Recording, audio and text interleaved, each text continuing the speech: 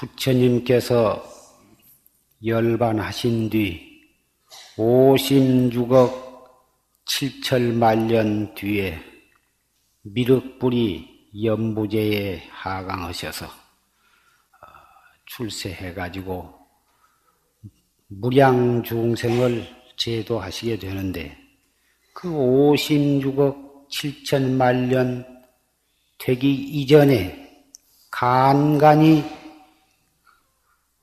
화현보살이 출현을 하셔서 불법을 펴시고 또 중생을 제도하시고 그러시면서 불법의 해명을 이어가게 됩니다.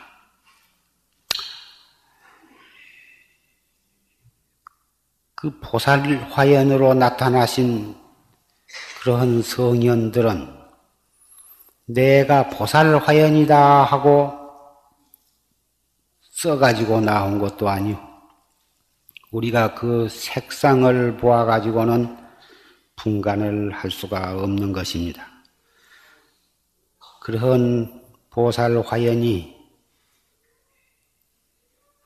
수십 가지 백억 화신으로 출현을 하셔서 인연 있는 중생을 제도하시게 됩니다. 돈독한 신심을 가진 이는 1100억 화신으로 나타난 그 보살 화현을 언제 어디서 어떻게 만났는지 알 수가 없는 것입니다. 자장율사가 반사지라고 하는 곳에서 문수보살을 만나게 될 때에 그 전에 문수보살을 칭견할 때 이 다음에 어디에서 보살님을 만나 뵙게 될까요? 하고 여쭤보니까 이 반사지에서 만나게 될 거다. 그래서 반사지에다가 토구를 짓고 거기서 그 문수보살을 칭견하게 될 날을 기다리고 있었습니다. 수없이 많은 귀빈들이 와서 칭견을 하고 가고 또 큰 스님네도 와서 칭견하고 가고 뭐다 그러는데 다 그 자장 스님은 이 국사로서 일국의 융숭한 존경과 예우를 받고 계셨는데 하루는 어떤 덥수룩한 거지같이 생긴 영감이 칡렁굴로 엮은 광주리에다가 죽은 강아지 새끼를 담아가지고 어깨에다가 메고 와서 내가 자장을 좀 만나러 왔다. 그러니까 그 시자가 우리 큰 스님을 그동안에 칭견하러 온 분들이 수없이 많지만 다 자장 큰 스님을 뵈러 왔습니다. 다 이렇게 말하지.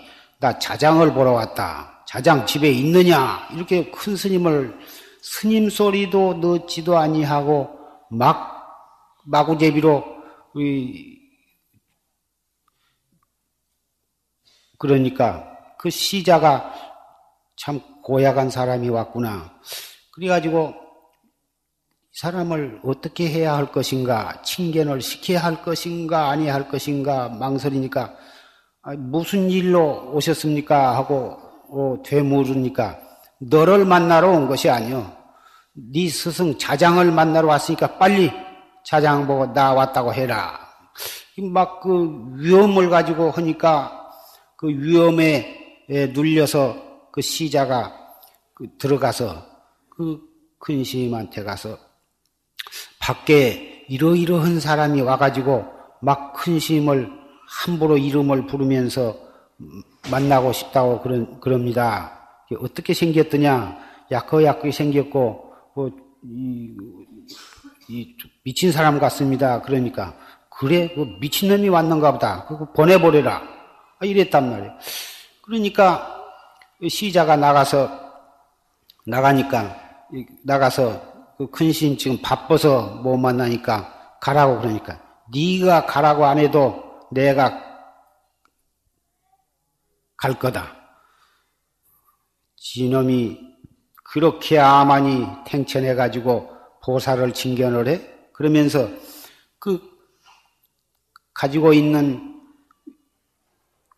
광주리를 거꾸로 이렇게 쏟으니까 죽은 강아지가 툭 땅에 떨어지자마자 사자로 변해가지고 변한다. 그래서 그 사자를 청사자를 타고 저 하늘 높이 휙 거의 날아가는데, 시자가 그 광경을 보고서 급히 쫓아 들어가서 이 광경을 얘기하니까 그 자장 스님이 깜짝 놀래가지고 나와서 보니까 저 하늘가스로 그 사자를 탄 그 문은 날아가 버리고 그 뒤 끝에 그 비행기 날아간 뒤에 하얀 흰 구름이 꼬리가 길게 나부끼듯이 그런 자중만 남기고서 이상한 향내가 진동을 한 것을 보고, 이 반사지에서 문수보살을 칭견하기로 했는데 내가 문수보살을 못 알아봤구나. 그렇게 이 후회를 했던 것입니다. 이러한 그 자장율사가 문수보살과의 관계에 대해서는 널리 전해지는 일화입니다마는 꼭 이러한 특이한 양상으로 보살이 출현할 때도 있지만 그렇지 않고 전혀 냄새가 없이 완전히 거지면 거지, 미친 사람이면 미친 사람.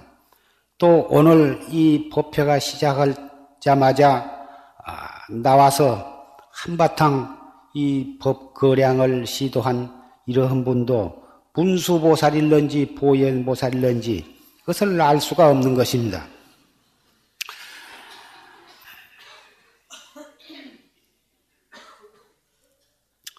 우리는 말세라고 해서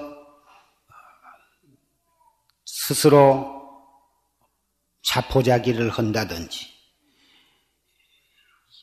또는 여자라고 해서 자포자기를 한다든지 나이가 많다고 해서 자포자기를 한다든지 또는 무식하다고 해서 자포자기를 한다든지 이 도에 있어서는 법에 있어서는 시간적으로나 공간적으로나 남녀노소 빈부귀천을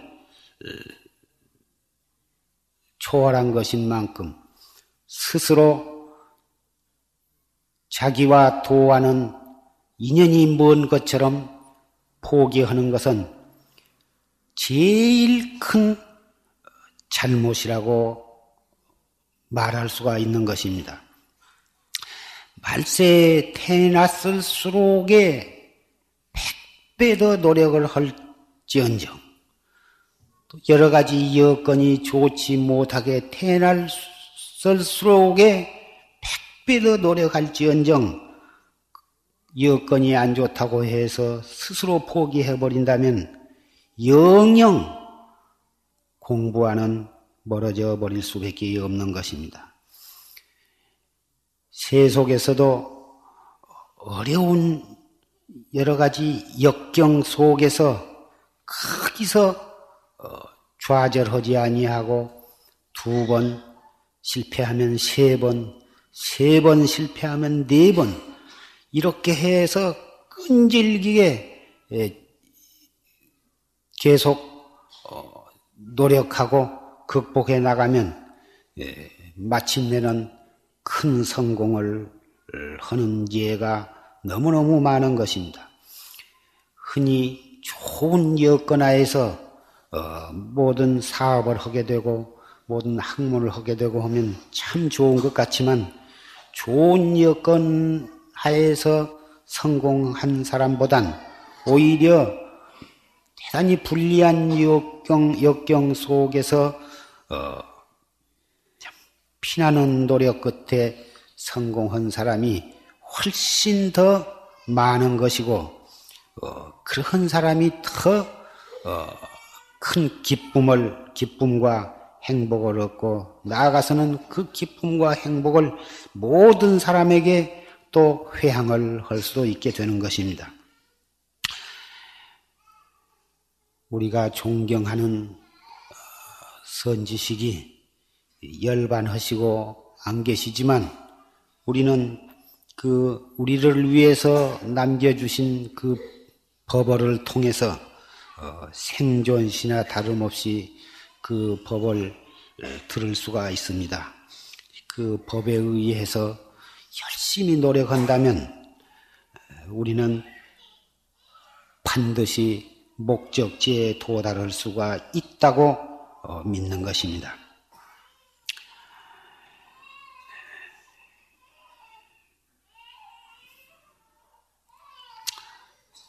아까 조실스님 법문 속에 우리 인간은 전부가 이별뿐이다 하는 말씀을 하셨습니다.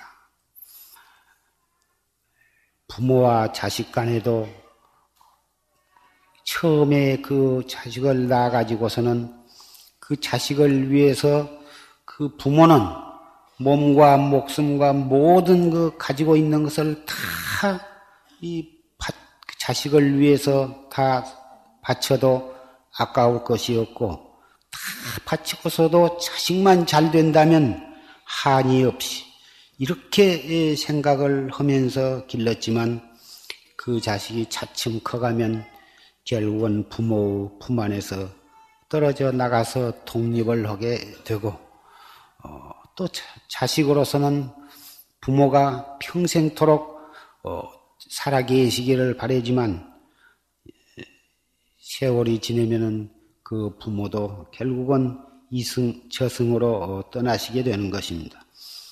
부부간 사랑하는 부부간에도 역시 마찬가지고 형제간이나 친구간도 역시 마찬가지입니다. 모든 인간관계가 다 이별을 전제로 하고 우리는 만나게 되는 것이고 벼슬이나 명예나 또는 재산이나 모든 그런 인간의 오욕도 역시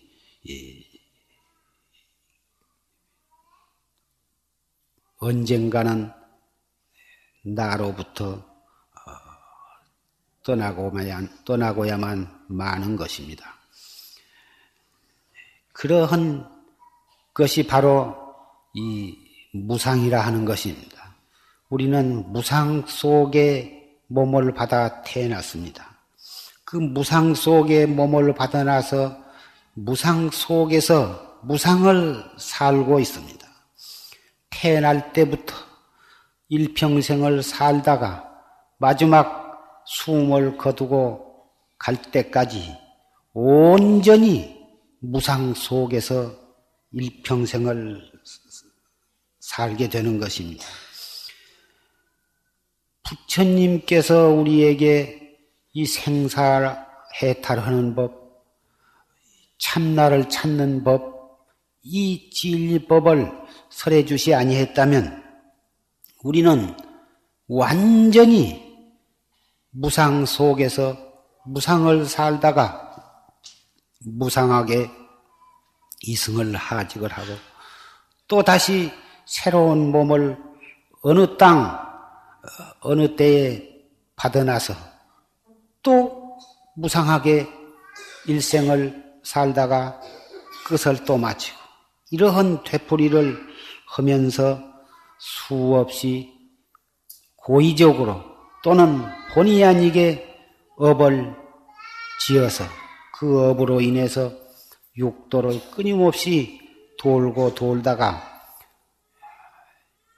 축생이나 악귀도나 그렇지 않으면 지옥 같은 데에 한번 떨어지고 나면 영겁을 두고 나올 기약이 없게 되는 것입니다.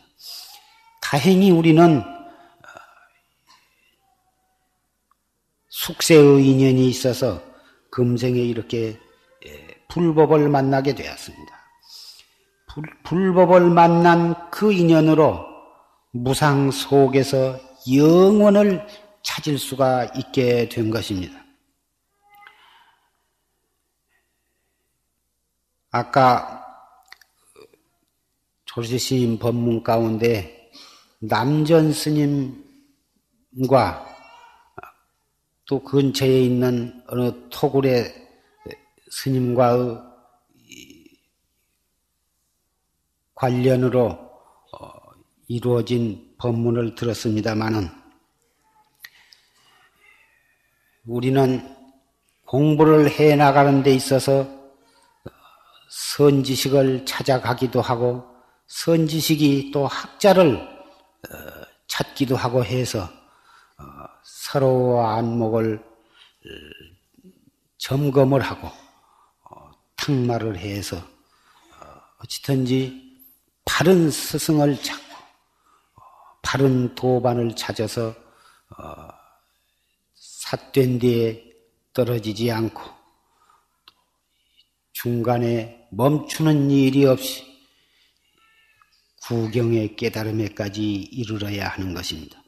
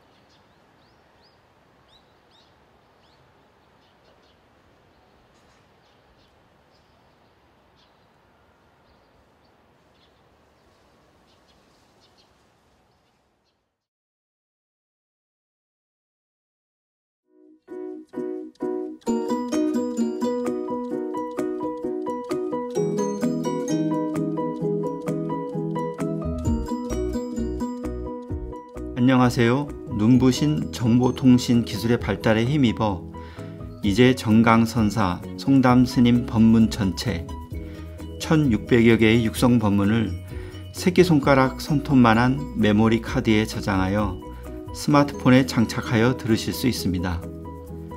용화선언에서는 정강선사 송담스님의 모든 법문이 저장된 이 메모리 카드를 보급하고 있습니다. 그리고 전체 1600여 개의 육성 법문 중에서 대중스님들께서 참선 수행에 더욱 도움이 되고자 여러 가지를 고려하여 선정 추천한 법문 목록도 함께 보급합니다. 전에도 원하시는 분께 메모리 카드에 전체 법문을 저장하여 보급하였는데요. 이번부터는 복전한 법문과 제방에서 하신 법문을 추가해서 보급합니다. 이상입니다. 성불하십시오.